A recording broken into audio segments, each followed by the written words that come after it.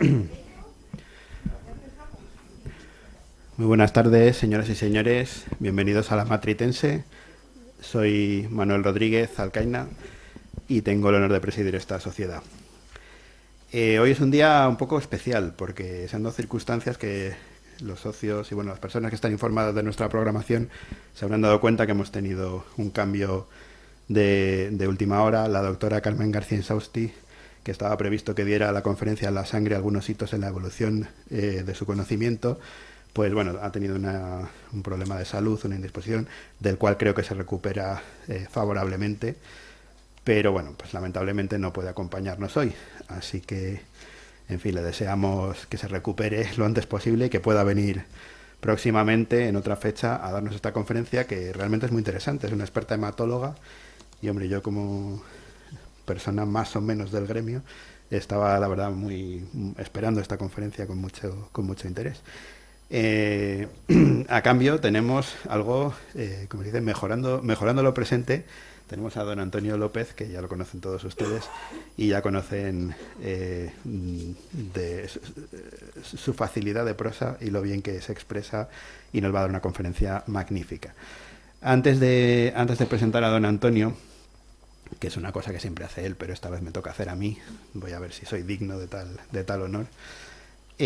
Bueno, pues saben que recientemente, esta semana lo estamos diciendo en todos los actos, saben que recientemente ha fallecido doña Pilar Becerril, que fue nuestra presidenta, una presidenta durante muchos años, más de 30 años, y bueno, más de 30 años, no solo de presidenta, sino también de secretaria, quiero decir, más de 30 años en la casa y una vida realmente dedicada a la Matritense. Es una pérdida, la verdad es que llevamos dos pérdidas recientemente muy...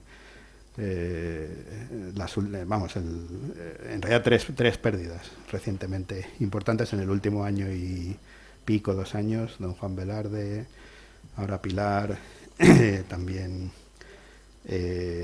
nuestro secretario, en fin, hemos tenido pérdidas importantes en la casa, y esta desde luego que lo es, así que bueno, vaya nuestro recuerdo para doña Pilar. Ya les anuncio que organizaremos un homenaje en su honor y tenemos que deliberar en la Junta Directiva que organizamos de manera que su recuerdo quede de forma también permanente, igual que el de don Juan Velarde y bueno, y los socios que recientemente nos han dejado.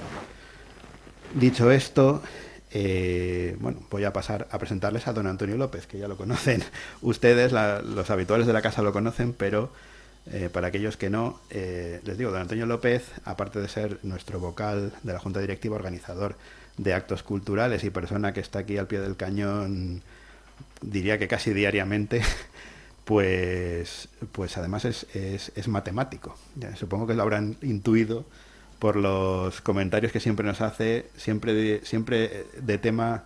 Por cierto, que ahora que oigo esto, recuerdo una cosa que me estaba diciendo Antonio hace un momento, que es recordarles que apaguen los móviles, o mejor dicho, que los enciendan cuando acabe la conferencia. Bueno, pues don Antonio es matemático de profesión, es profesor de ecuaciones diferenciales en la Facultad de Matemáticas de la Complutense, profesor de análisis matemático en la Universidad Politécnica de Madrid, como les digo, también miembro de nuestra Junta Directiva, y ha desarrollado su vida docente combinada con el trabajo en la empresa hidroeléctrica española, que hoy en día se conoce como Iberdrola, ya saben.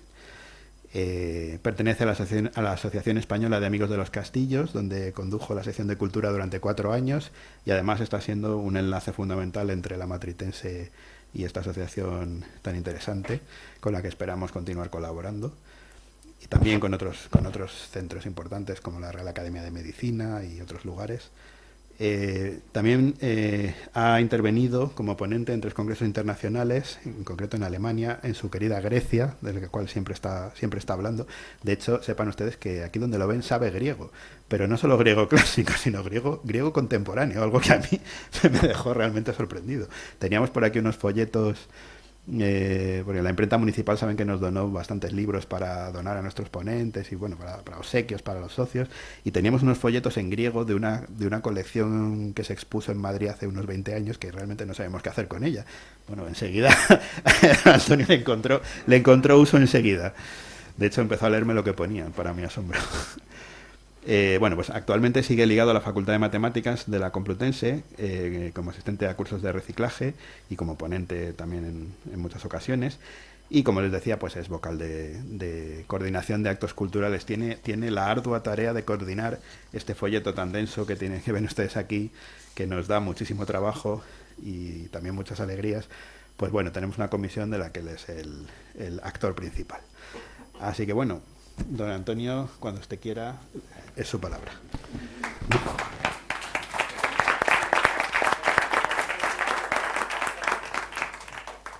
Muchísimas gracias a todos, como siempre, por su presencia aquí. Agradecimiento que esta vez está un poquito oscurecido por el hecho que me obliga o que me permite estar aquí hoy, como es el percance de salud de la doctora García Insausti, de la que las últimas noticias que tengo es que sigue el proceso de recuperación. Y también uno a las palabras de nuestro presidente, el sentimiento por la falta de doña Pilar Roca. Esto no es un cumplido obligado por la cortesía, es motivos personales que me unieron a doña Pilar y que hacen que de verdad sienta muchísimo esa ausencia. Bien, y ahora, pues explicado esto y agradeciéndoles la benevolencia de aceptar la sustitución, pues voy a presentarles el tema de que quería hablarles. Pero antes quisiera decir unas palabras que justifiquen por qué he elegido este tema. No es solo por cuestión de vocación personal, que lo es también, claro, pero es que tiene su historia que les aseguro que es real, no me la estoy, digamos, inventando para embellecer el comienzo. Pasó así exactamente lo que les voy a decir.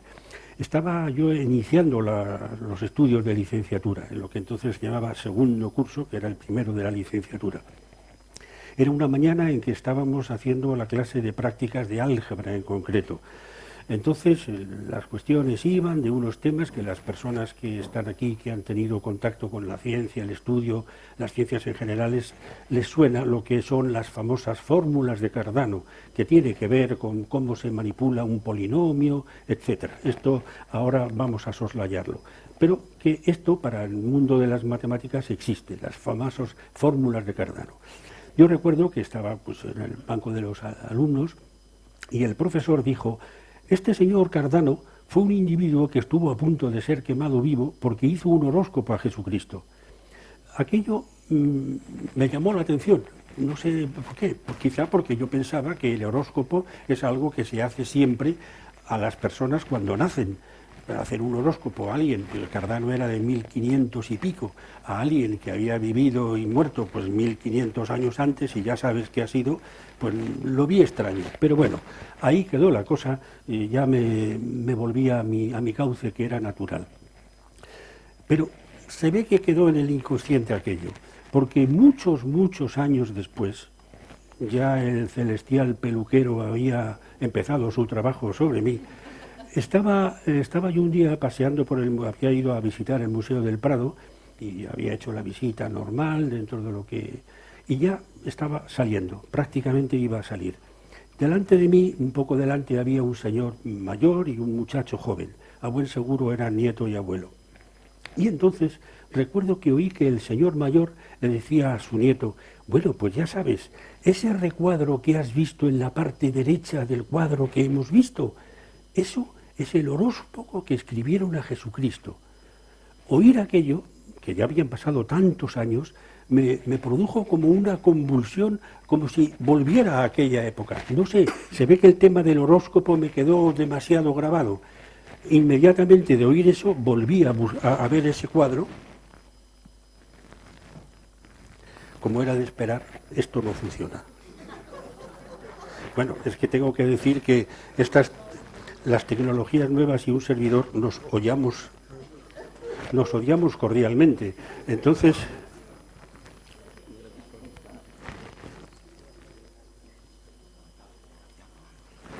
¿sí?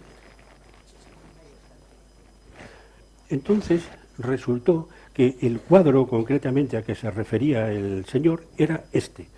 Él había hablado de un recuadro en la parte superior. Yo miré el cuadro y sí, arriba se veía una cosa que con mucho esfuerzo era algo como esto. pero tampoco se entendía muy bien qué era eso. Que eso era el horóscopo a Jesucristo. Me pareció demasiado corto para ello. Pero, ¿qué quieren que les diga? Aquello abrió en mí una extraña necesidad de encontrar ese horóscopo, buscar exactamente qué había dicho aquel señor Cardano. Además, pues por vocación personal, meterme en la vida de este autor era un placer para mí también. Entonces, bueno, pues con la ayuda de mi esposa supe que el cuadro este en concreto es un cuadro que se llama La Sagrada Familia y fue pintado por un extremeño llamado Luis Morales, conocido más como El Divino, porque casi toda su obra tiene que ver con el mundo religioso. Y Luis Morales, bueno, con la ayuda que encontré gracias a sus investigaciones, pude saber que este cuadro lo pintó por el 1550 y tantos, que era la época en que Cardano estaba vivo. Entonces, poco a poco el interés me fue llevando, el libro me fue llevando al autor, los problemas que tuvo, problemas derivados de que no le pasara, luego veremos por qué, lo que le pudo pasar, y de hecho un poco suavemente le pasó a Cardano. Pero así es como se despertó mi interés por buscar la figura de Cardano. ¿Quién fue Cardano? ¿Qué pasó? Bueno, quién fue lo sabía desde un punto de vista estrictamente técnico, pero quería saber algo más, quería conocer a este hombre. Además, era un constructor del Renacimiento, porque por la época nació en el 1501, el Renacimiento estaba empezando a nacer. Este era un hombre que realmente construyó buena parte de aquello. Localizarle sería bonito. La verdad es que es una técnica muchas veces ya usada, es verdad. En un libro de Ernesto Sábato, una persona viaja en el tiempo a través de un cuadro. En un famoso cuento de literatura infantil rusa, unos niños también viajan a través de un cuadro. Pues es una técnica que yo muchas veces me aplico a mí mismo para favorecerme las cosas que hago. ¿Y si pudiéramos viajar en el tiempo para encontrarnos con el verdadero Cardano y que sea él quien nos cuente qué es lo que pasó? ¿Qué hubo detrás de ese horóscopo? ¿Y qué más cosas pudo hacer? Bueno, pues armados simplemente con el equipaje de la imaginación y de la buena voluntad, podemos viajar a ver a Cardano. En principio, nos encontramos con Cardano ya en mayor. Hemos acudido a verle al final de su vida. Estamos en Roma en el 1575 aproximadamente, en una modesta celda no es de celda en el sentido de prisión, como de una institución religiosa que el Papa le ha permitido a Cardano para que pase sus últimos años. Cardano ya nos recibe, es un señor muy mayor. Le faltan muchísimos dientes, tiene un hablar difícil, pero conserva mucha energía.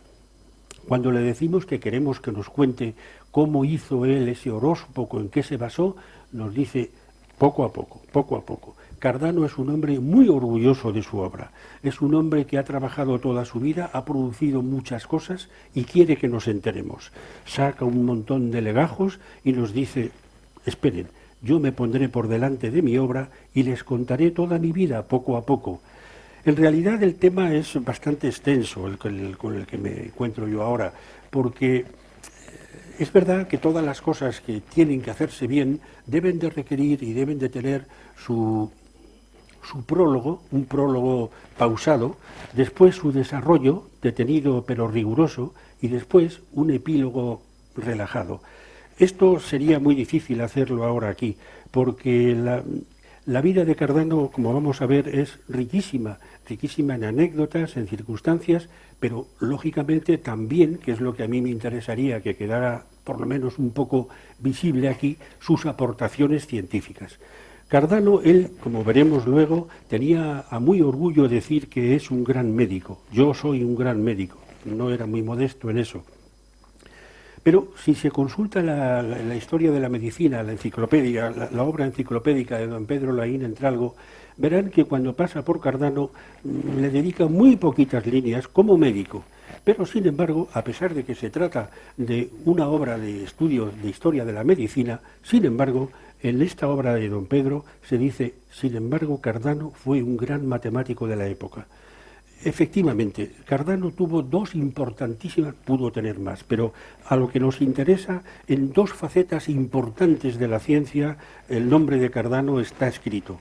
Una es lo que podríamos llamar el álgebra, la otra en una materia que entonces no existía como tal, hoy la podríamos conocer como cálculo de probabilidades. A mí me gustaría poder tocar alguna de las dos, aunque sea superficialmente, y no ceñirnos solo a los aspectos estrictamente, digamos, biográficos que se pueden encontrar en Internet y en muchos sitios. Pero no obstante, tampoco quiero descuartizar las cosas por llegar deprisa a los temas que creo podrían ser más interesantes, como son, ya digo, estas dos aportaciones de Cardano.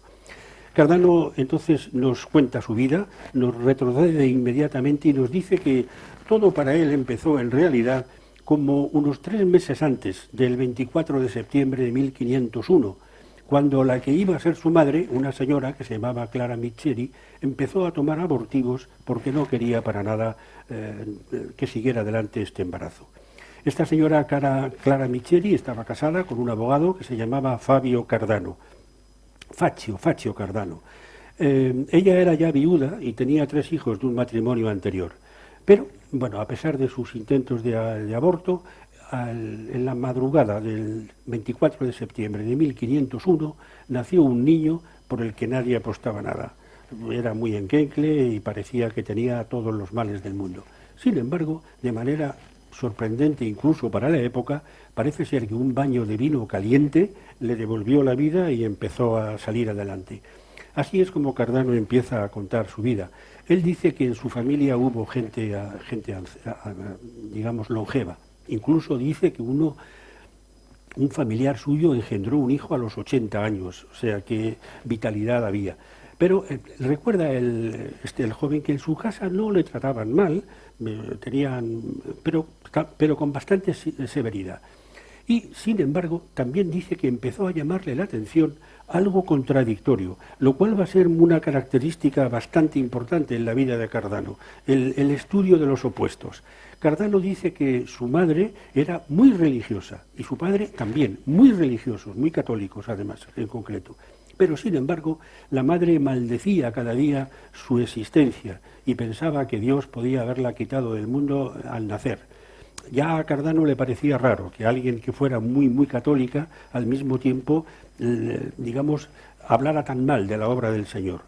Pero lo que para el joven Cardano debió de ser bastante sorprendente es que su padre, que era abogado de profesión y que se llevaba al niño con él cuando tenía que hacer algún viaje para algún cliente o cualquier cosa, se llevaba al pequeño Gerolamo.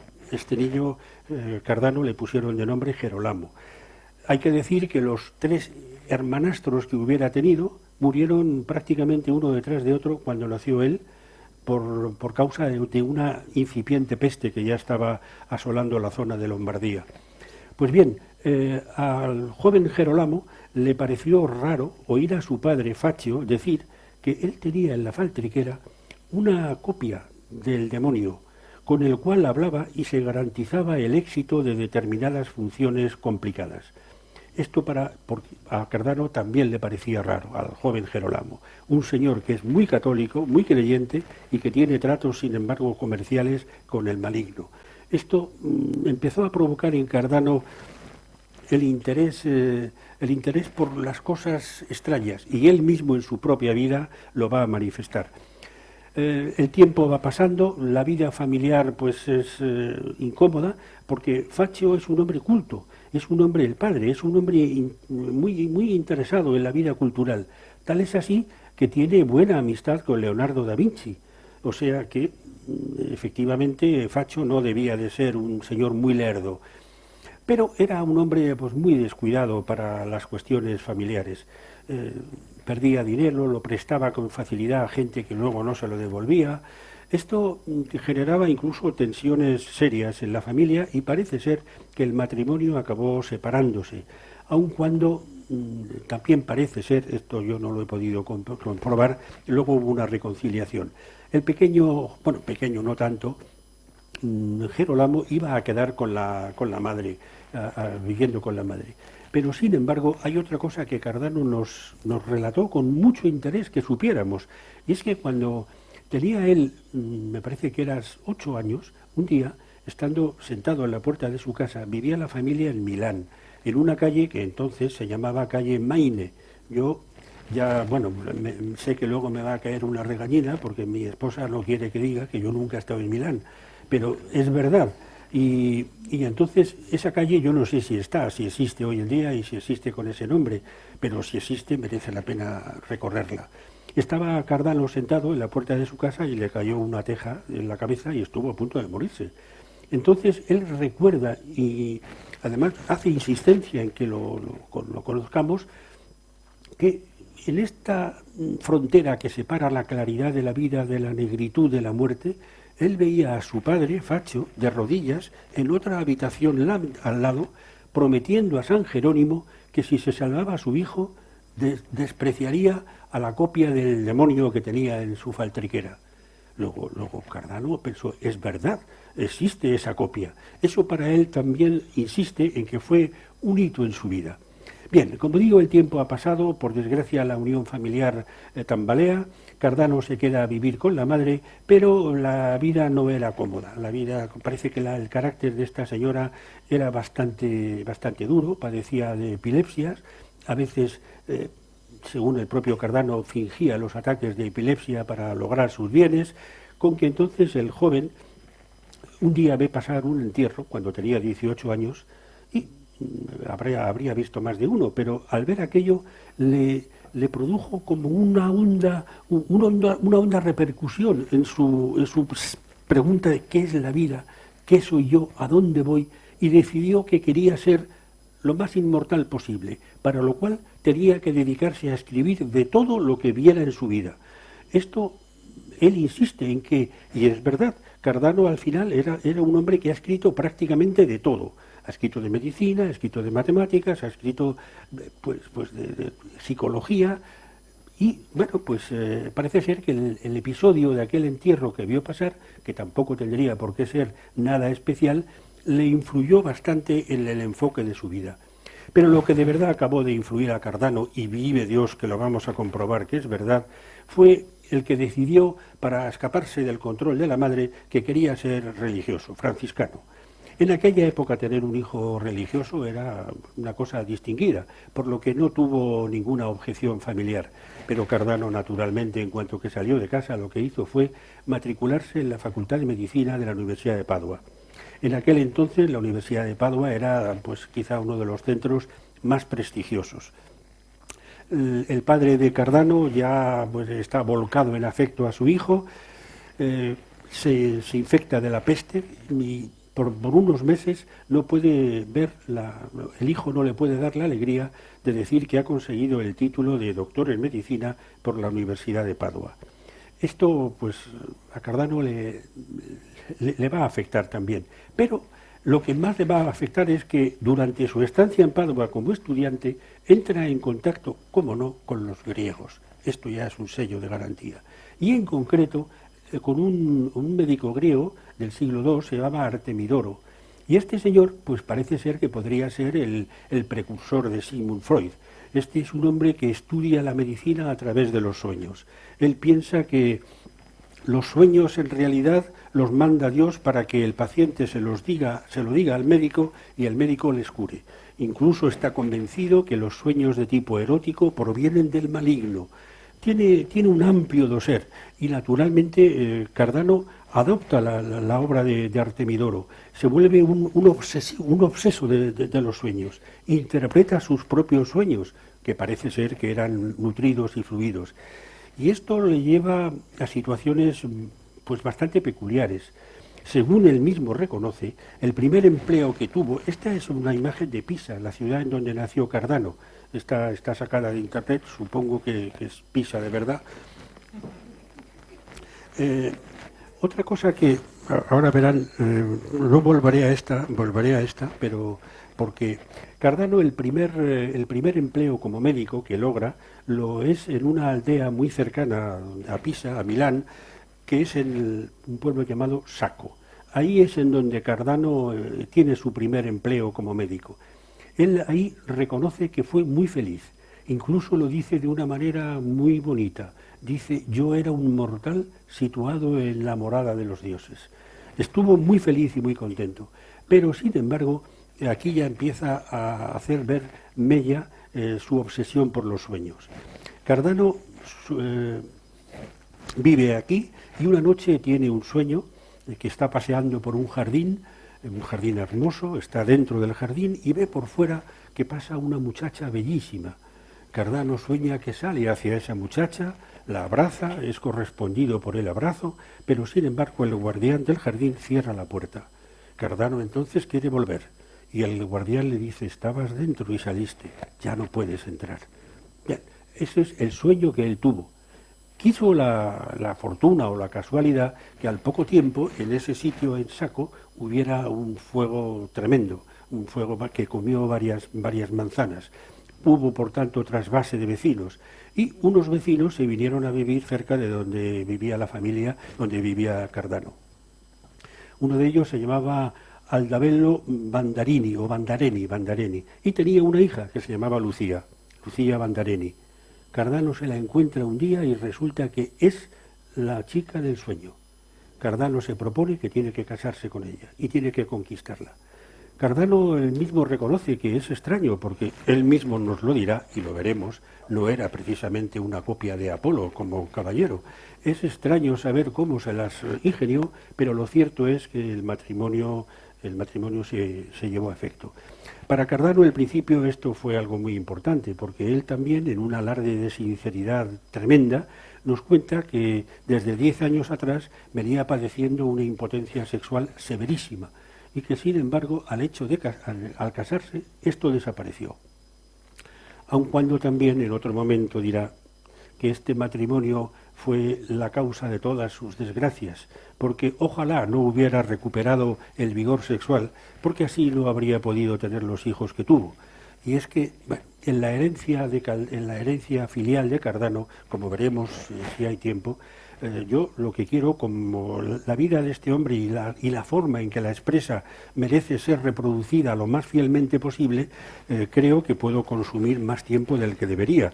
Por tanto, yo le ruego a nuestro presidente que si ves que se acerca la hora y no he hablado de los juegos, me des un golpe así por debajo, porque quisiera que, bien, contar cosas de la vida está bien, pero hay algo muy importante que eso quisiera que saliéramos todos de aquí, por lo menos habiéndolo mencionado. De hecho, pues cuando nos encontramos con Cardano, estamos ahora con el Cardano que nos está contando su historia, que ya es mayor, él no lo sabe, pero le queda menos de un año de vida. Entonces, él nos dice que cuando nació, la peste se llevó a sus hermanos, y que a él no, pero que le dejó una señal de una cruz en la cara. Y dijo, yo tengo una cicatriz en la frente, otra en la nariz, otra en la barbilla y 2 en cada mejilla. Yo he buscado todas las fotos que he podido de Cardano en internet, en libros y demás, y he buscado por todos los medios. Esta es en la que está como más avejentado, pero yo no he visto por ningún lado esa cruz. Pero, bueno, tampoco es extraño porque Cardano a veces dice cosas y luego dice las contrarias, como veremos después. O sea que quizás sea consecuencia de lo que le ocurrió cuando niño, el padre muy creyente y al mismo tiempo pues negociante con el diablo. Bien, Cardano nos cuenta que se casó con Lucía Bandareni, el matrimonio se instaló, empezó a andar de aquí para allá. Él cuenta que se estimaba a sí mismo como un gran médico, y entre sus logros más importantes está efectivamente el que le llamaron para atender al arzobispo de Edimburgo, y él fue el primero que detectó que lo que este señor tenía era asma. Es verdad que esto pasó y que ahí Cardano se puede apuntar ese tanto. También se puede apuntar un tanto muy importante porque, según la historia de la medicina, fue quien por primera vez identificó el tifus, el origen de esta enfermedad, y hasta propuso unos tratamientos para el tema.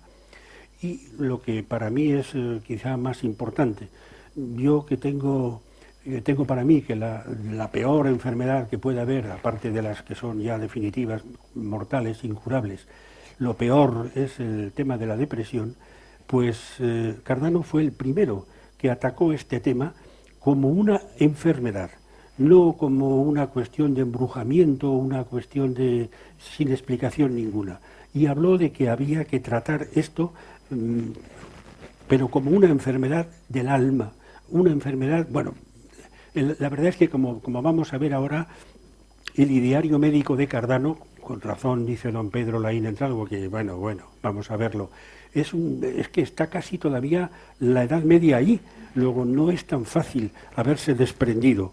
Para Cardano lo bueno de la salud es el temple, lo que llama el temple. ¿Y qué es el temple? Cardano todavía sostiene que la naturaleza humana está compuesta de 4 humores, que son la sangre, la bilis amarilla, la bilis negra y las flemas, las cuales residen respectivamente en el hígado, en la vesícula, en el bazo y en el cerebro. Junto a estos humores hay 4 cualidades básicas que él llama humedad-calor, sequedad-calor, sequedad-frío, humedad-frío. Y en la medida en que hay una perfecta coordinación entre estas cualidades básicas y los humores, el temple está bien. Cuando hay alguna alteración en esa correspondencia, se resiente el temple, y eso es la enfermedad. Claro, esto con los ojos actuales de la medicina, pues no puede parecer muy avanzado. Pero sin embargo, ya digo, Cardano, dentro de lo que cabe, en algunas cosas sí que atinó como médico, fue importante. Cuando hablamos con él, es verdad que a mí lo que me llevó a Roma a hablar con este hombre era el horóscopo de Jesucristo. A mí eso me interesaba muchísimo, qué pudo decir y cómo se hizo eso, ¿verdad? Después les hablaré del horóscopo, porque al final se lo conseguimos arrancar. No era muy proclive don Jerónimo al tema este. Pero bueno, por fin, después de mucho hablar y de mucho tal, pudimos ver lo que está en el cuadro. Esto que vimos al principio en el recuadro derecho es este texto que tienen aquí traducido al castellano. Tengo que hacer un paréntesis para que no haya demasiada ruptura. En realidad, Cardano, no, como pueden comprender, no fue quien me dio el horóscopo.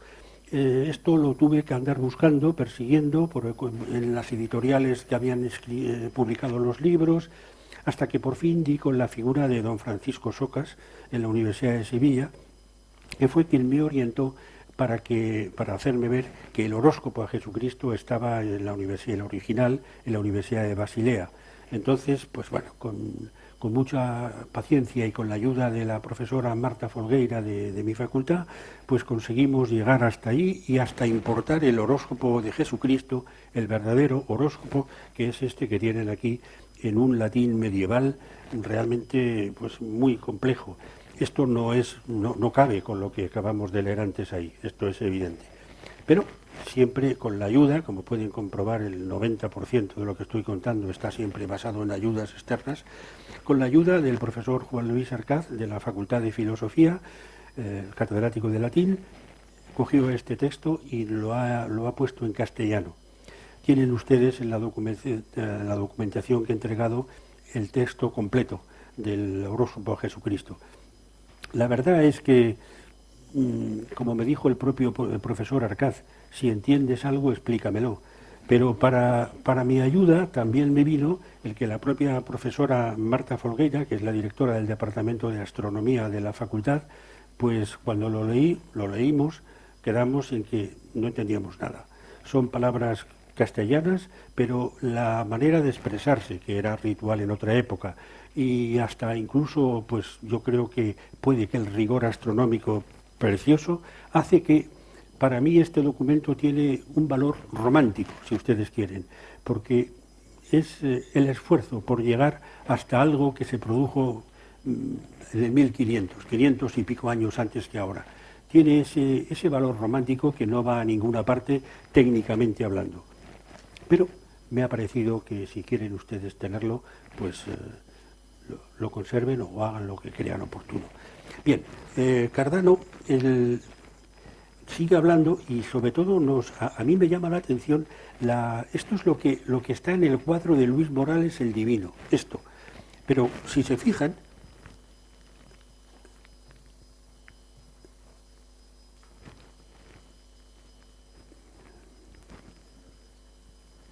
esto,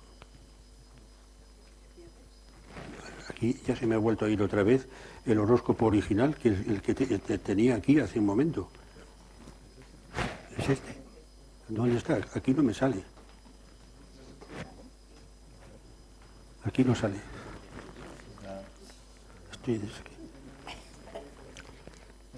Este. Bien, si se fijan aquí en la parte inferior a mi izquierda, que sería a su derecha, aquí hay un recuadro. Se supone que ese es el recuadro que hemos visto hecho por Luis Morales. Bueno, pues exactamente no.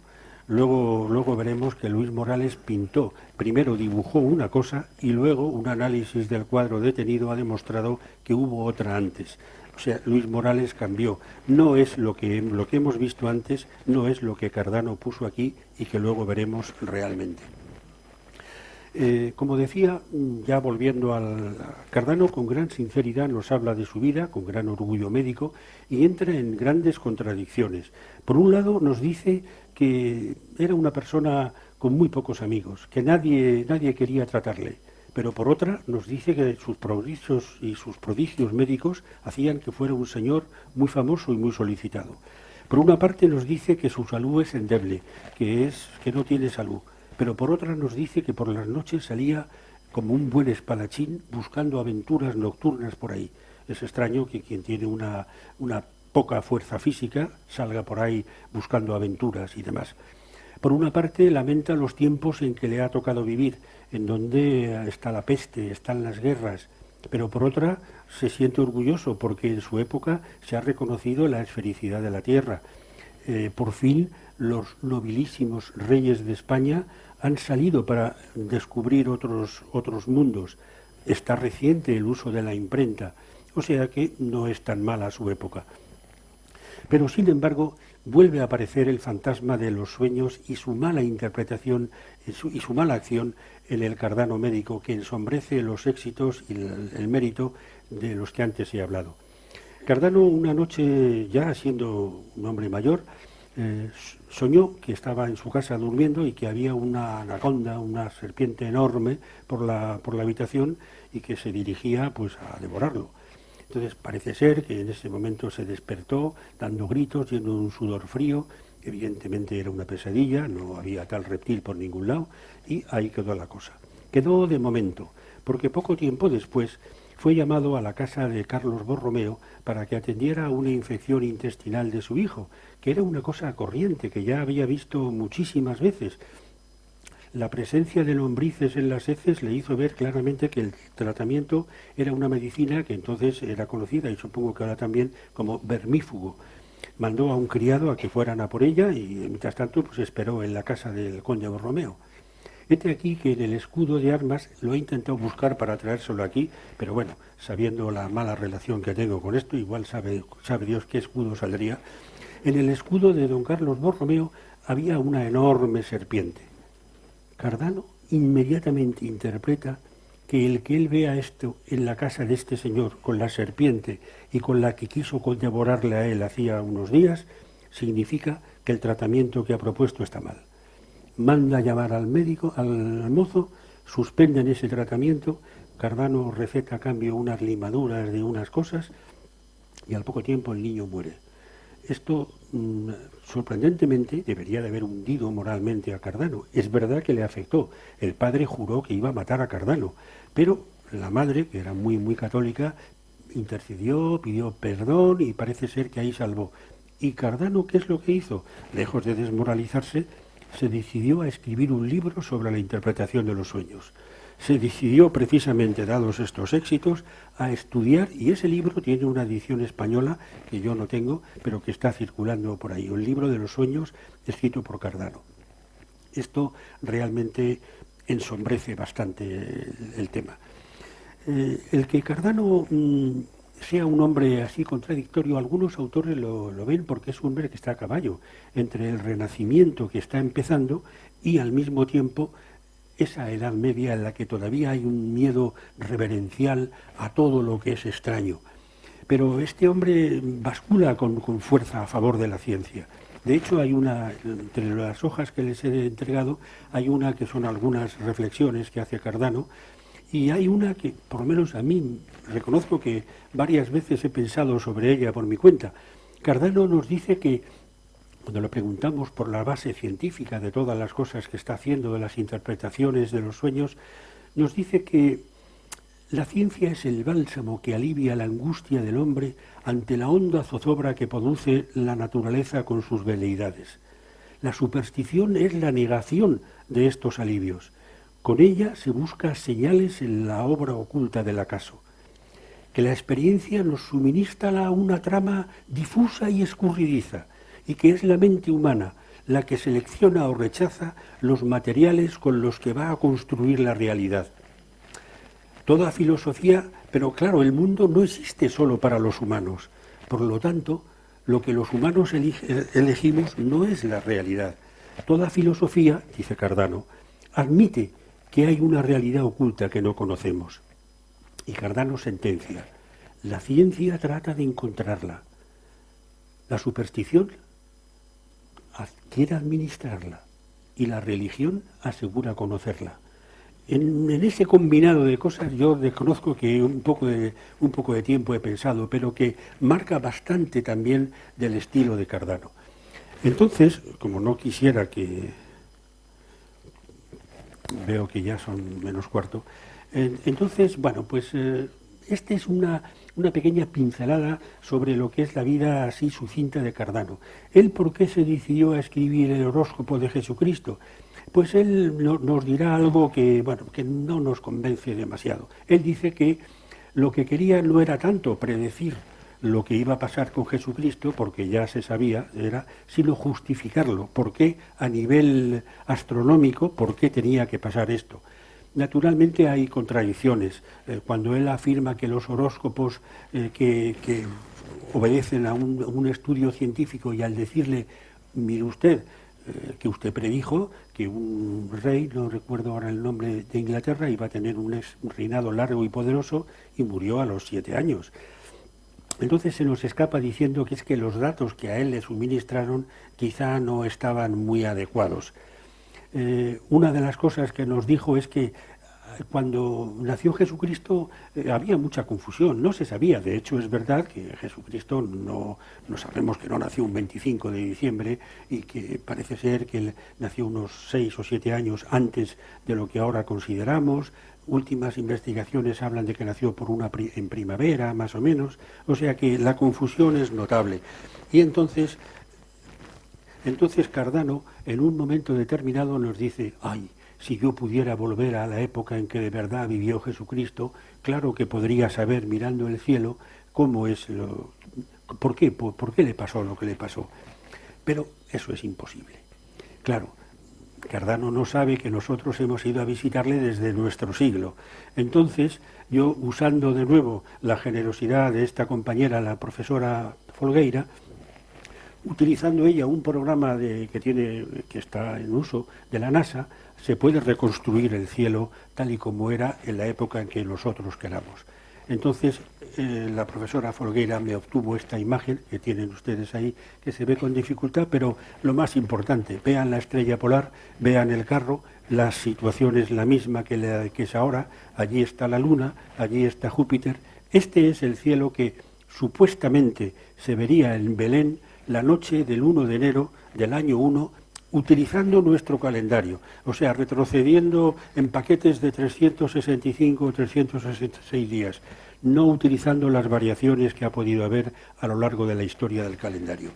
Entonces, claro, esto pues mejor que no se lo enseñemos a Cardano, porque si nos pregunta cómo lo sabemos, nos va a poner en un apuro, no le podemos revelar nuestra...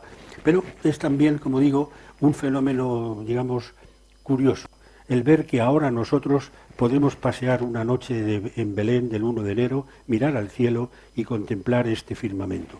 Esto no avala para nada, porque Quizá a mí cuando la profesora Folgueira y yo estábamos buscando esto, en cierto modo nos llevaba el hilo de decir a ver si vemos la estrella de Belén o qué podía ser la estrella de Belén. Por esa época no podía haber cambiado mucho la cosa. Realmente no encontramos nada que lo justifique, de hecho sigue abierto el debate si fue una supernova, si fue una conjunción de Saturno y Júpiter, que parece que por esa época sí se produjo, pero no hemos encontrado quizá lo que hubiera sido más importante, como es esto, algún foco luminoso que señalara cualquier cosa. Bueno, pues la vida de Cardano sigue circulando, las desgracias le visitan, Cardano al final muere su mujer, Lucía, él tiene grandes remordimientos, por lo que ahora veremos, porque ahora sí que voy sin que me avisen a entrar en el tema, pero bueno, tiene 3 hijos con Lucía, tiene uno, el mayor, se llama Giovanni Battista, entre medias nace una niña, se llama Clara, y luego otro joven que se llama Aldo. Y Cardano aquí, pues a pesar de que intentamos que no lo recuerde, pero no lo puede evitar, porque él piensa que es bastante culpable. Cardano, cuando tenía 30 años, fue víctima de la ludopatía, pero una víctima feroz de la ludopatía, lo cual, una vez más, hace a que él vuelva al mundo de los contrastes de Heráclito, es decir, lo bueno y lo malo están unidos. Gracias a que hubo un vuelco total hacia el vicio y hacia todo lo que esto traía consigo, se empezó a desarrollar otra disciplina de la que brevemente podremos hablar. Cardano lamenta que él, como consecuencia de este vicio, convirtió su casa a poco menos que en un garito, y que allí se juntaba gente de mal vivir para jugar con dinero. Con Cardano pasará lo que ha pasado muchas veces con los que han sido furibundos fumadores y un buen día dejan de serlo y entonces se convierten en furiosos antifumadores. Pues Cardano hace lo mismo con respecto a los del juego.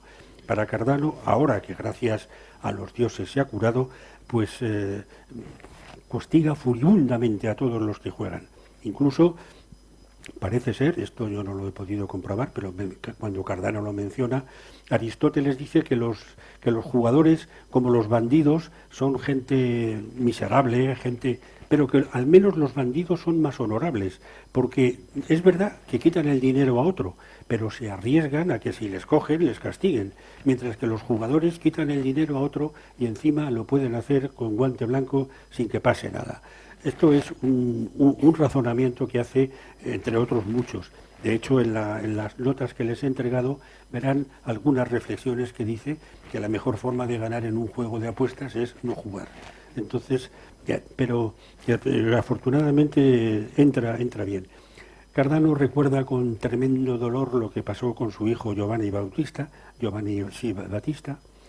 y dice que era un niño agradable, un chico tal, pero que probablemente por vía del mal ejemplo que él vio en su casa empezó a torcer su carácter, también por las compañías, y fue creciendo un joven pendenciero y un poco matón, quizá pensando que la fama de su padre como médico le protegería siempre.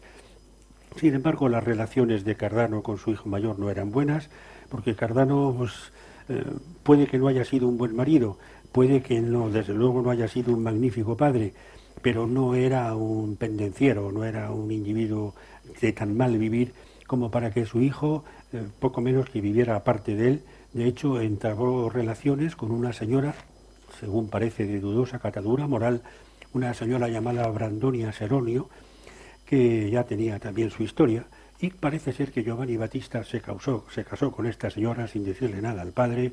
Aquel matrimonio se puede imaginar que no podía traer nada bueno, a pesar de que llegaron 3 hijos.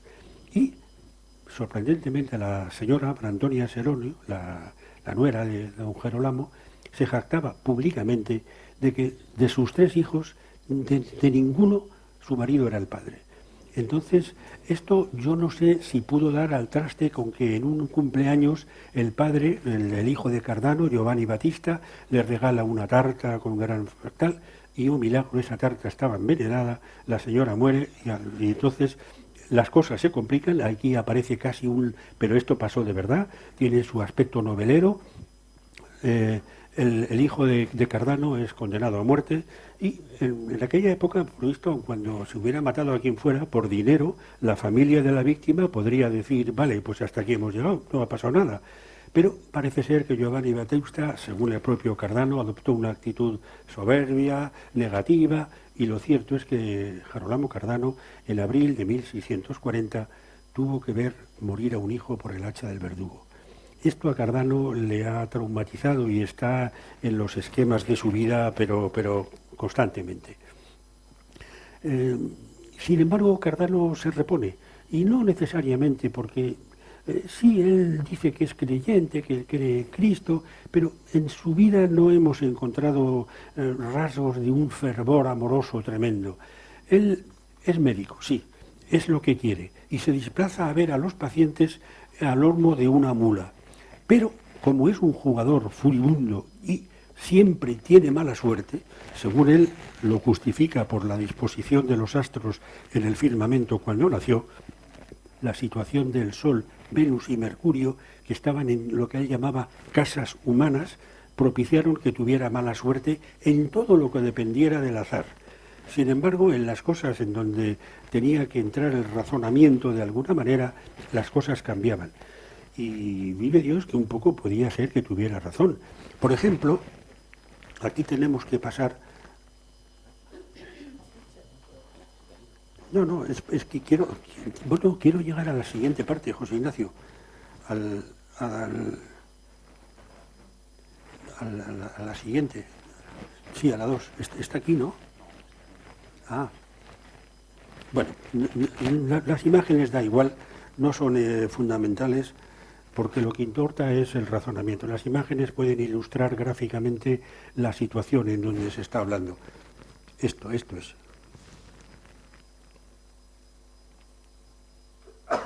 Pasan las primeras. Bien, déjalo aquí. Gracias, eres un maestro. Girolamo Cardano, como digo, era un jugador y se jugaba dinero. Él reconoce que entre sus villanías incluso llegó a robar las joyas de su esposa, lo que podría tener entonces, para empeñarlas y pagar deudas de juego. Reconoce que tuvo que pasar consultas gratis para poder sustituirlo.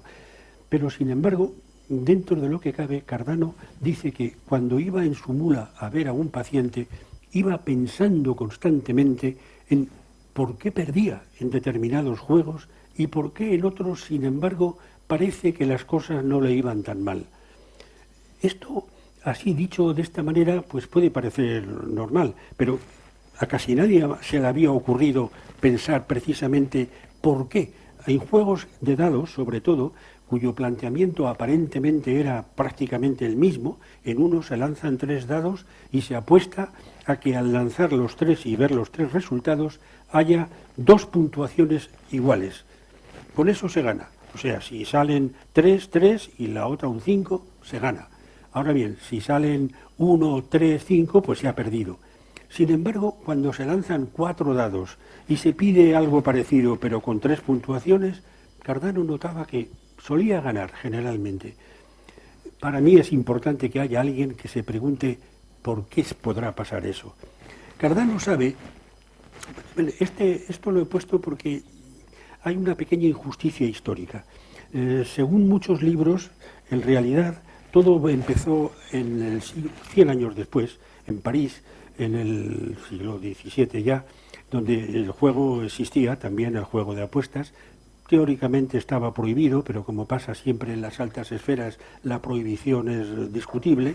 Y en un salón francés había una partida entre 2 famosos. Eso es lo que cuenta la historia, como origen. Y creo que aquí hace una injusticia con Cardano, porque aquí dice que 2 jugadores estaban librando un interesante encuentro de tipo y al final hubo que interrumpir el juego corriendo, porque llegaban los hombres del cardenal. Los hombres del cardenal prohibían, cerraban garitos, según. Claro, había que terminar el juego. Y en la mesa había un montón de dinero, que era lo que se iba a llamar, quien ganara, ese se llevaba todo. Entonces, claro, la cuestión es, como el juego se interrumpe y no sabemos cuál es el resultado, ¿qué se hace con el dinero? teóricamente. A partir de aquí yo creo que ya entra la novela en funcionamiento. Se queda el dinero la madama que hay aquí, ahora veremos a esta señora. Se queda el dinero la madama y lo guarda. Los caballeros no se fían porque parece ser que su apetito no solo por el dinero era importante. Total, que hay una discusión. No se aclara muy bien cómo se repartió ese dinero. Pero lo que sí que se cuenta es que había un individuo, un señor llamado Antoine Gambeau, que era el caballero de Méré, que observó el lance y se quedó con la duda. ¿Cómo habría que repartir el dinero en justicia? Porque, claro, el que iba ganando, pues diría yo, pero el que iba perdiendo diría yo todavía puedo ganar. No está tan clara la cosa. Entonces, según la historia, aquí es en donde este señor, caballero de Méré, le consultó a Blas Pascal, que era también una gran figura, sobre cómo hacer esto. Y Blas Pascal también, a su vez, por correspondencia, consultó con Pedro Fermat, que estaba en Toulouse como secretario del rey, pero este hombre genial no tenía ningún trabajo prácticamente como tal secretario y el tiempo lo aprovechaba en leer a los griegos. Y era un experto en la matemática griega. De hecho, su nombre les recordará a muchos el famoso gran problema de Fermat, resuelto pues, a finales del siglo pasado, desde entonces. Según la historia, en la correspondencia entre Pascal y Fermat, que existe, se conserva, no toda, pero alguna se conserva en París, pues entre ahí fueron ellos poniendo los cimientos para decir cómo habría que repartir ese dinero. Hoy en día, utilizando un lenguaje precipitado, podríamos decir que van a concluir que el dinero hay que repartirlo en base a un abuso, porque metes lo definido sin haberlo definido antes, a la probabilidad que cada uno tiene de ganar. Pero es que la injusticia viene porque Cardano, ya antes, 100 años antes, sabe que otro señor. Esto es una alegoría de lo que podría ser la casa de Cardano. Aquí no está el propio Cardano. Pero sí que es verdad que unos pocos años antes de que Cardano se dedicara a estas cuestiones, en Italia, Fray Luca Pacioli, que era un hombre muy culto, era un hombre que también gozaba del trato y del favor de Leonardo da Vinci, el cual hizo las ilustraciones de las obras que este hombre escribió, muy conocidas.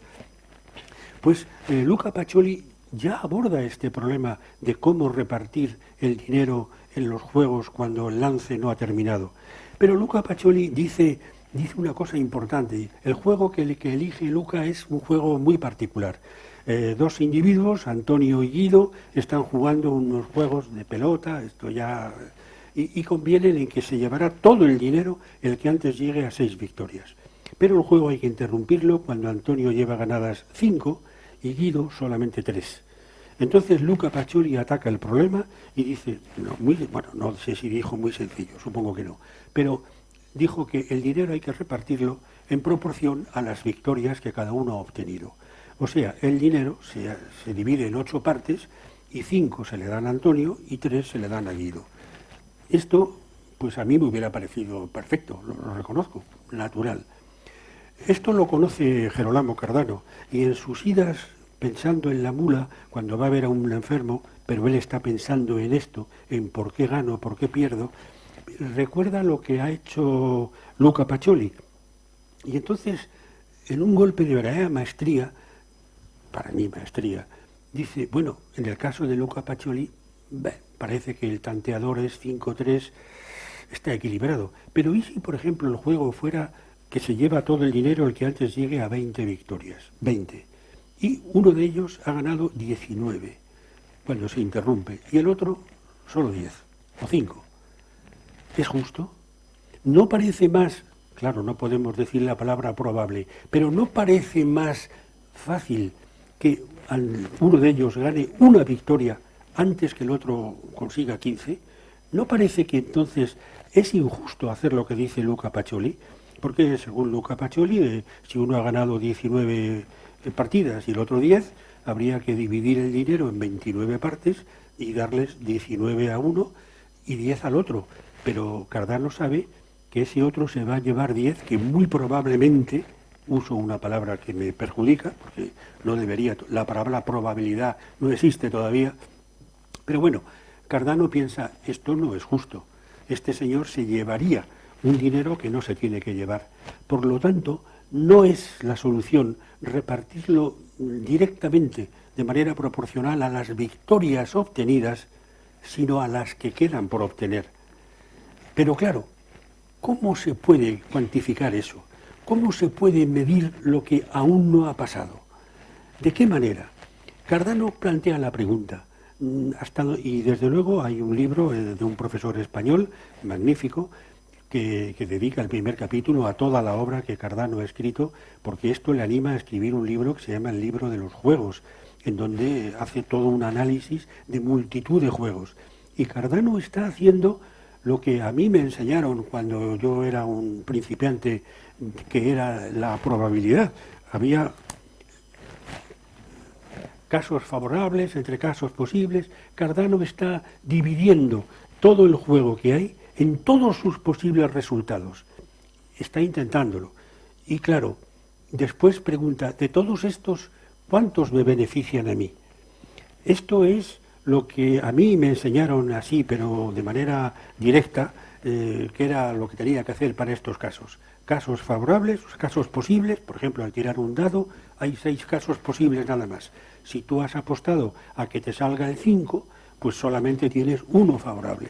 Entonces, Cardano empieza a intuir que la relación que puede haber entre eso que sería favorable para mí y esto otro que es la totalidad, ahí está la respuesta a lo que está por venir. Cardano, sin saberlo, sin emplear estas palabras exactamente, está utilizando lo que muchos años después un matemático francés, Pierre Laplace, pues se va a hacer sistemático de manera importante, dando una definición clásica de probabilidad, que es esta, el cociente. Es decir, usted diseccione el juego de que se trate en todos sus posibles resultados. Claro, ahora veremos cómo se hace eso. Y de entre ellos, elija los que le son favorables. Busque la relación que hay, busque el cociente, y ese número es el que le va a caracterizar al hecho futuro cuando se realice el juego. Este número es lo que, así a grosso modo, se llamaba probabilidad del suceso. Es verdad que el tema es muy complicado, porque, claro, dividir un proceso en todos los casos posibles, pues en el caso del dado es bastante elemental, incluso tirando 2 dados también, pero los juegos se iban complicando muchísimo para hacerlos más retorcidos y ya no es nada fácil hacer ese recuento. En el mundo matemático se tiene una herramienta conocida como combinatoria, que es lo que permite el tratamiento para calcular de este tipo, hacer muchos de estos cálculos, ¿no? Pero es curioso y es justo decir que Cardano, él mismo, como en sus buenas contradicciones, nos dice que los jugadores son horribles, tremendos, son peores que despreciables, pero viene el Cardano contradictorio. Bueno, no es todo tan malo, porque al fin y al cabo los jugadores son jugadores porque quieren, nadie les obliga a hacerlo. Y por otra parte, pues como él mismo va a intuir, esto va a ayudar a predecir muchas cosas. No me queda claro si Cardano utiliza esto para sus aplicaciones médicas. Me imagino que no, porque el propio Cardano, en donde se involucra, es en esto de la teoría de la probabilidad y en otra aportación importantísima al mundo de la ciencia, que aunque sea de manera muy superficial, pues tengo que mencionar, que son sus aportaciones al álgebra. Todas las personas que han tenido estudios técnicos o rozando la ciencia realmente han oído hablar de lo que son los polinomios, y quienes no lo recuerden, pues bueno, ahora no es el marco ni el momento para poder hablar de ello.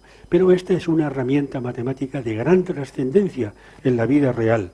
En la vida real, muchísimos de los cálculos que nosotros hacemos, cuando le decimos al ordenador que nos calcule determinada función, el ordenador tiene programadas, cableadas y demás, unas operaciones que llevan a una serie que al fin y al cabo, al final, hay que cortar en algún momento y lo que queda es un polinomio. O sea, estas estructuras algebraicas son fundamentales. Y en la época en que vivió Cardano, parece que era, bueno, no parece, es verdad, el equivalente a las oposiciones que llamaríamos hoy eran los duelos entre profesionales.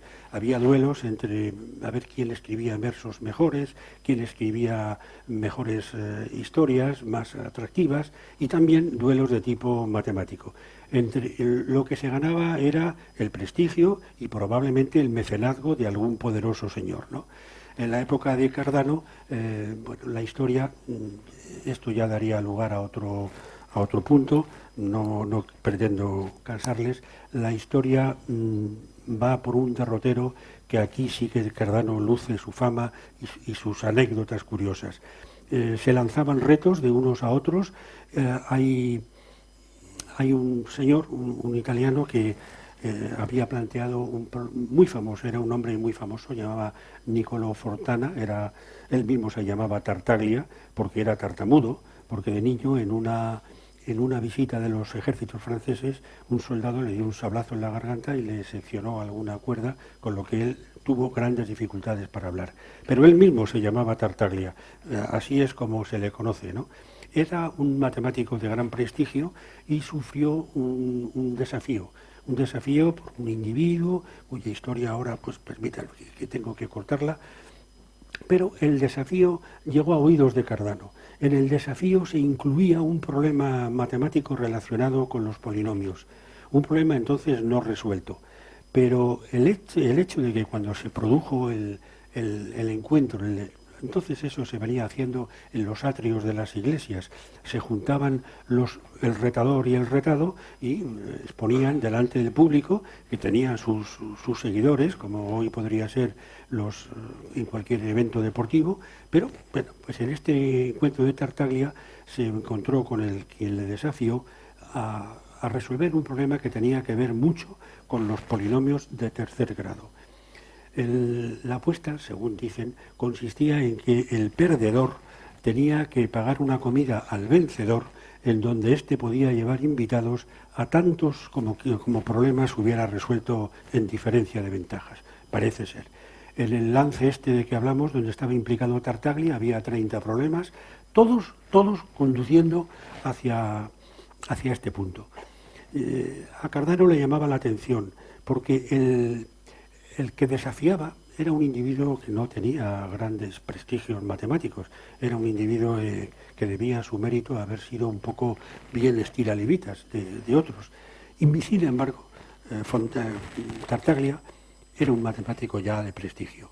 Y efectivamente, Tartaglia resolvió los 30 ejercicios, los 30, lo que le hizo ver a Cardano que Tartaglia tenía la fórmula que estaban buscando.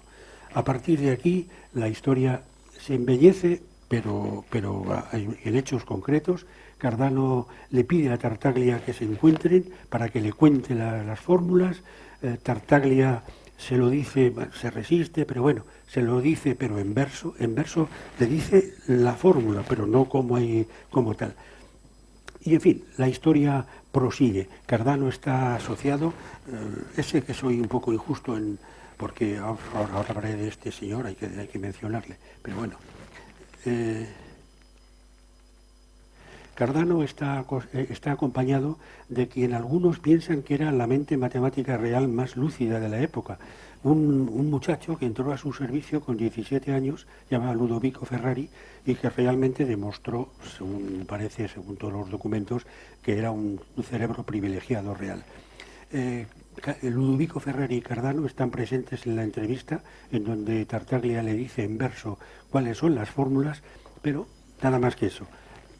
Tartaglia se marcha y entre el discípulo y el alumno Cardano trabajan, comprueban esa fórmula de una manera que no es el marco para desarrollar, y se encuentran con una cosa que ya hubiera yo querido que cuando yo era estudiante de bachillerato me hubieran contado toda esta historia, pero con detenimiento, no como yo lo he hecho aquí ahora, porque como resultado de lo que va pasando con esta fórmula, buscando aquí y allá, buscando en otros casos, aparecen lo que hoy en día se llama números complejos. Cuando yo era estudiante, a mí la primera vez que yo tuve contacto con eso era simplemente decir, la raíz cuadrada de -1 se llama i latina, y ya está. Y ahora, y a partir de ahí, 2 veces eso es 2i. Yo recuerdo que en mi época de estudiante, que entonces yo, claro, como decía Napoleón, nunca será buen soldado quien no aspira a ser general. Realmente yo pues quería ser un gran matemático entonces, pobre de mí, pero bueno. Entonces yo pensaba, pues qué fácil es en investigar en matemáticas. Si cuando una cosa no existe se le da un nombre, pues ya está.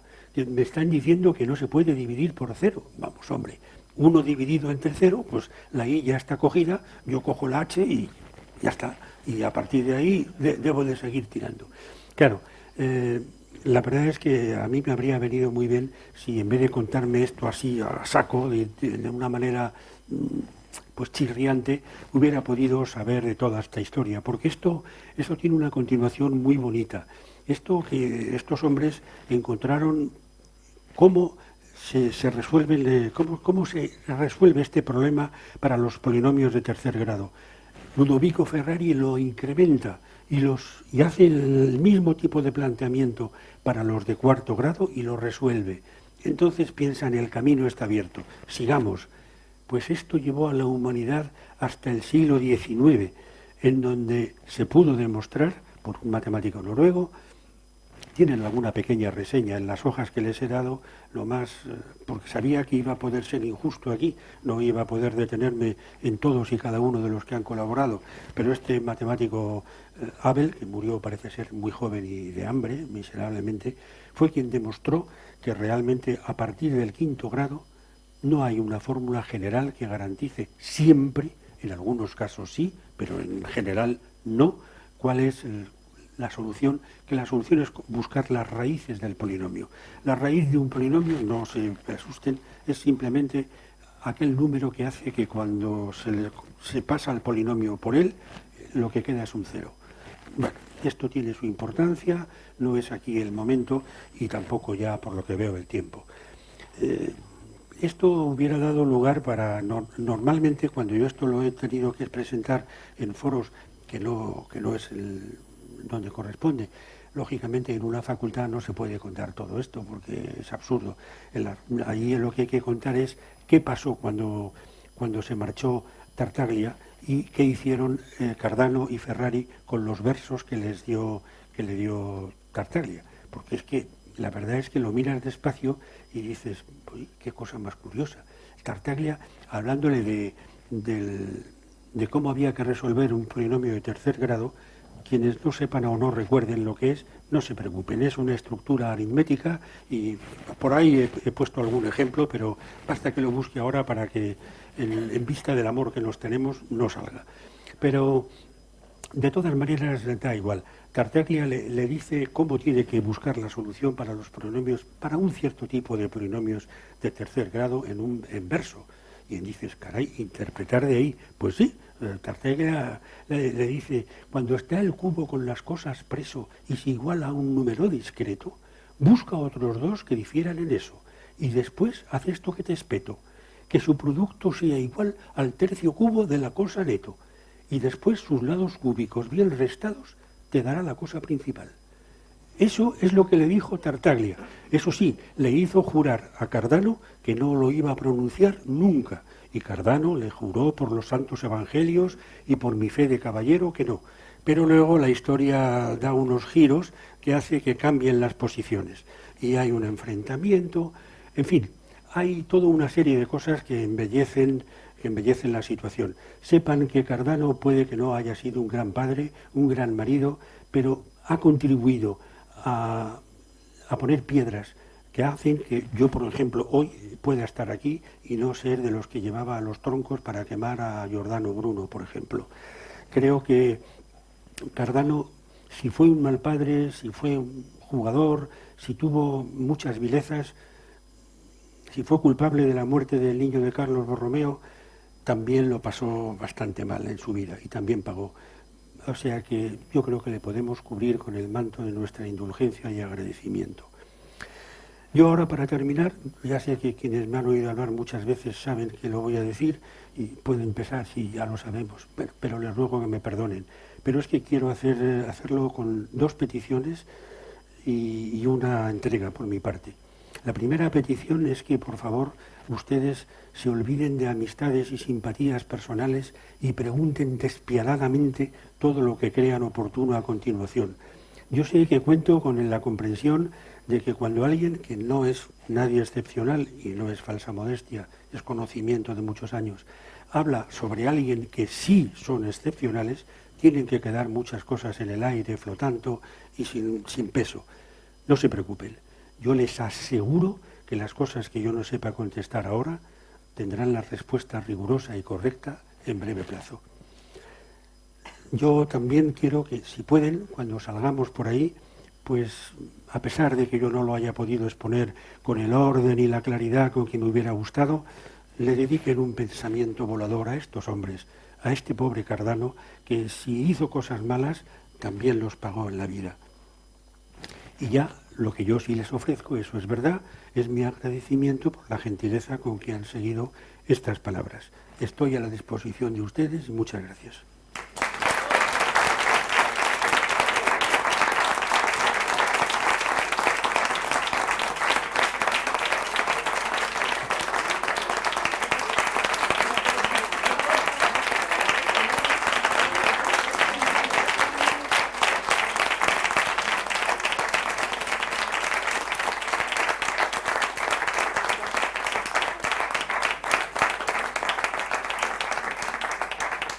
Muchas gracias, pero estoy seguro que se va a enriquecer más si hay alguna pregunta o alguna observación, que seguro que tiene que haberlas.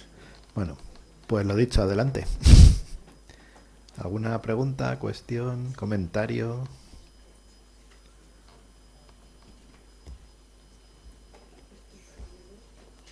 No, nadie se anima. Ah, mira, venga, ya tenemos a alguien, ya tenemos a alguien. Sí, bueno, yo no me atrevo a hacerle ningún tipo de preguntas, pero no podía pasar por alto mi gratitud por esta tarde absolutamente inolvidable, don Antonio. Muchas gracias. No, gracias a mí, ha sido un placer.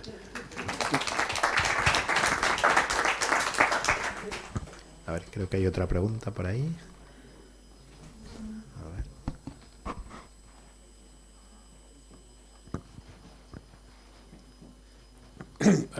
Pues reitero también mi agradecimiento por la charla, que ha sido realmente estupendo. Lo único que precisamente por tener una vida tan interesante, que es lo que nos ha contado, a lo mejor resulta que deberíamos tener una segunda sesión para ver con un poco más de detenimiento las contribuciones de Cardano, tanto al álgebra como a la probabilidad.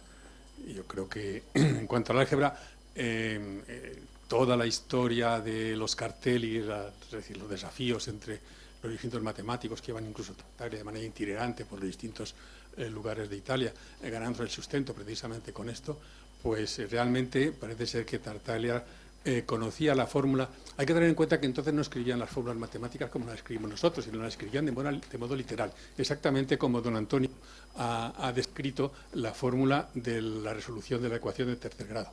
Es decir, de esa manera, así es como se escribían y se decían las cosas, no con x cubo ni nada por el estilo. Y entonces resulta que, efectivamente, un matemático anterior, Cipriano del Ferro, efectivamente descubrió la resolución de una ecuación algebraica de tercer grado en unos casos muy particulares, que son los que utilizaba Tartaglia. Y aunque efectivamente tanto Girolamo Cardano como Ludovico Ferri efectivamente conocían el resultado, ellos descubrieron la solución general para el polinomio de grado 3, no solamente para el caso particular que conocía Tartaglia. Y después lo que pasa es que al intentar buscar la solución general se encontraron de repente con que algunos polinomios de grado 3 tenían soluciones muy claras, que conocían muy bien, que lo sabían adrede, y sin embargo en sus fórmulas les daban soluciones muy raras, raíz de menos 24 y cosas por el estilo. Y es ahí donde surgió esto, que realmente fue Bombelli el que dijo, vamos a dar un paso adelante, vamos a suponer que esto se funciona igual que, vamos a llamar una cosa y adelante. De modo que ahí hay una historia realmente interesante que don Antonio ha puesto la puerta para abrirla, y creo que merecería la pena probablemente continuar por ahí. Por otro lado, quiero decir que lo que se buscaba, como casi todos habrán visto en el bachillerato, como uno sabe, la solución de la ecuación de segundo grado. x igual a menos b más menos raíz cuadrada de b2 menos 4ac partido por 2, no sé si se le suena una cosa de este tipo. Bueno, eso lo que quiere decir es que podemos buscar la solución haciendo operaciones, suma, resta, multiplicación, división y raíz cuadrada, con los coeficientes del polinomio. Y ese era el problema que tenían los matemáticos, ver cómo se podía dar una fórmula de ese tipo para conocer las soluciones en términos de operaciones con los coeficientes de los polinomios, y eso es lo que consiguió Ferrari y Tartaglia con las ecuaciones de grado 3 y 4. A partir de las de grado 5 no hay una solución, no se pueden encontrar las soluciones de esta manera, pero sí que se pueden encontrar las soluciones de otra manera. Es decir, no se pueden buscar soluciones que sean por radicales, es decir, en términos de conocimiento de los coeficientes no vamos a poder saber siempre las soluciones de una ecuación de quinto grado en términos de operaciones con los coeficientes. Por supuesto que hay herramientas matemáticas que permiten obtener las soluciones de las ecuaciones de cualquier polinomio, pero de manera distinta. No sé si esto ha servido para aclarar un poco o ha sido para entorpecer la brillante conferencia que hemos oído. Así que no, yo creo que, y no es devolver una cortesía, pero les puedo asegurar que cualquier aportación que hace el profesor Bombal verdaderamente siempre enriquece el tema. Todo lo que ha estado exponiendo es rigurosamente verdad. Señor Bombelli tuvo el genio de decir, sí, ahí yo me encuentro con raíz de -1, pero sigo adelante, le llamo y sigo adelante, y supo seguir. El señor Antonio López cuando dijo, yo me encuentro con 1 partido por 0, le llamo h, y no ha seguido a ninguna partido. Pero vamos, efectivamente el desarrollo histórico de lo que pasó aquí con Escipione del Ferro, con su yerno, en fin, toda la historia que viene, pues está ahí, y efectivamente está documentado en los encuentros con Tartaglia y todo lo que pasó después. Es un campo apasionante. A mí ya sé que hay personas, y en esta sala las hay, que oyen decir A, B, C, y ya con eso reconstruyen el alfabeto ellos solos. Pero otros no, otros necesitamos que nos cuenten lo que son las letras, lo que son las palabras, etcétera, ¿no? Entonces, a mí me habría venido muy bien si cuando yo era estudiante, incluso en la facultad, pues estas cosas me las hubieran contado. Habría podido bastar con un par de clases y ya está. Aquí, en las hojas que les he mencionado a Abel, porque creo que fue el que realmente demostró que no se pueden en general resolver las ecuaciones de grado 5. Como consecuencia de los trabajos de Abel hubo los trabajos de otro señor, Galois, que creó la teoría de grupos, en fin, ya es otro tema. A mí me habría venido muy bien y habría agradecido si antes de contarme así, ¡pum!, a golpe, lo que son la teoría de grupos, venga, grupo esto, subgrupo, me hubieran contado un poco todo esto. Yo creo que esto lo debemos de conocer. Y además así hacemos justicia histórica a los que han trabajado, y muchos han muerto creyendo que morían para nada. Pues bueno, hoy por lo menos un poquito les hemos dicho que no han vivido en vano. En ese sentido tengo que decir que la actual Facultad de Matemáticas sí. Existe una disciplina que es Historia de la Matemática, y existe un seminario de Historia de las Matemáticas en el que también participa elocuentemente Antonio López, en donde justamente se intenta a los alumnos de la facultad contarles estas cosas que la densidad de los programas actuales impide realmente dedicar el tiempo que sería necesario, porque los alumnos tienen que conocer una gran cantidad de cosas y se les explica no de una manera metodológica, como sugiere realmente la historia, sino de una manera metodológica para acelerar rápidamente su conocimiento. Pero hay esas asignaturas que realmente son accesorias en el sentido de que no dan créditos, pero que sí que son muy interesantes para que los alumnos puedan conocer este tipo de historias y la historia de la evolución de los conceptos que les enseñan en otras disciplinas, en otras materias. Sí. Es verdad, actualmente hay un seminario de historia de las matemáticas que no todos los miércoles, pero algunos sí que tienen sesión, que es una sesión abierta en la que se procura pues, contar este tipo de cosas para los alumnos que por necesidades del programa esto se pasa. Pero vamos, que a mí sí me sorprendía pensar qué pasa, que un día un señor estaba pelando habas y dijo, ¡hala, grupo! ¿Qué es esto? Así fue todo. No. Bueno, yo no sé si alguien más tiene algún comentario. Si no, yo suelto rápidamente uno, aunque ya estamos yéndonos mucho de tiempo, pero Nada. sobre el tema del horóscopo de Jesucristo. ¿qué fecha eligen para hacer el horóscopo? Porque claro, el 25 de diciembre, el 1 de enero, en mayo, ¿a dónde nos vamos? Porque hay varias fechas. Pues me parece que en el texto que está ahí se habla de ello. Aquí habla de, hemos visto 6 días antes del comienzo de las calendas, de tal. O sea que, desde luego, hay una fecha que más o menos es desde luego no el 1 de enero ni el 25 de diciembre. Lo que pasa es que el horóscopo, como digo, yo había dudado si incluirlo en el dossier que les entrego, pero es que, aunque no sea nada más que como el esfuerzo que hice por llegar hasta ello, el placer además de decir, y tengo lo más cerca que puedo a Cardano, lo tengo aquí. Bueno, ya como la regañina que he dicho antes por lo de Milán, ya la tengo asegurada, tampoco me importa decir que si algún día voy a Milán, desde luego lo que primero que haré será ir a la iglesia de San Marcos y, si puedo, dejar una flor en donde la tumba de Cardano. Sí, en la iglesia de San Marcos en Milán está enterrado.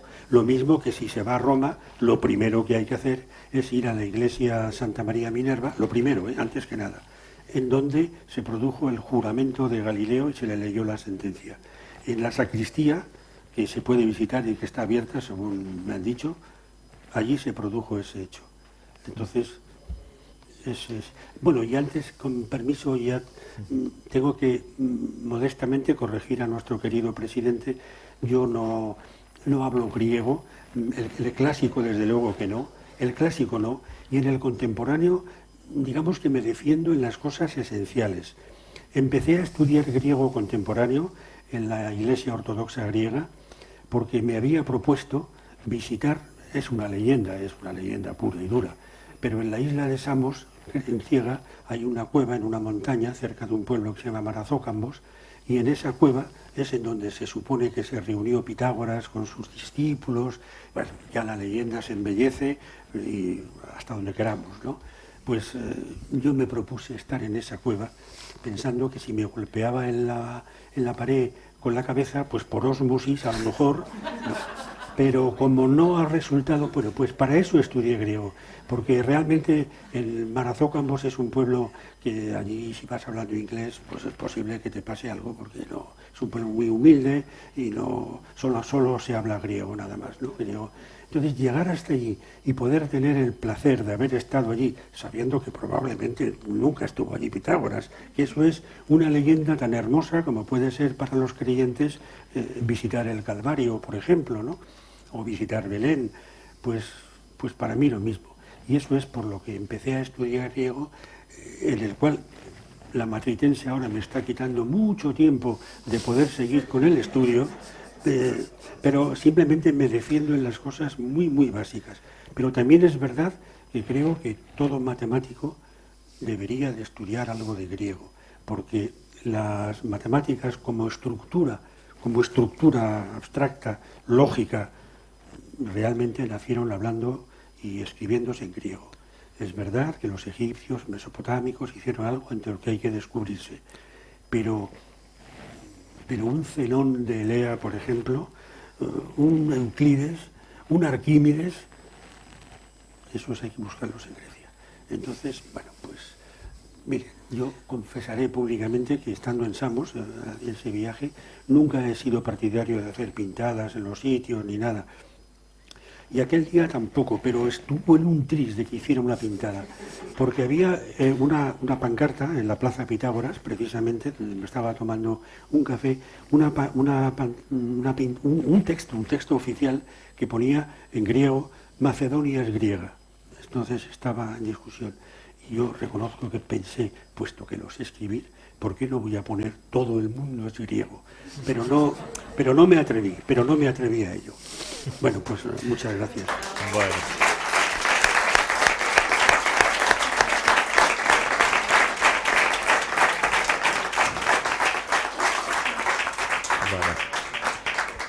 Yo con lo del griego que he mencionado antes estaba acrecentando la leyenda también.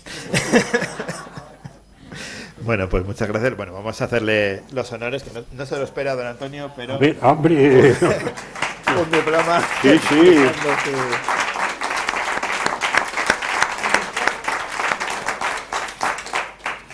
Además, Mira, estrenas el primer modelo con el logotipo del aniversario. Ah, estupendo. Bueno, pues yo soy quien les da las gracias sinceramente por su presencia, porque sentirse arropado con tanto cariño ilustra hasta el más lerdo. Muchas gracias. Bueno.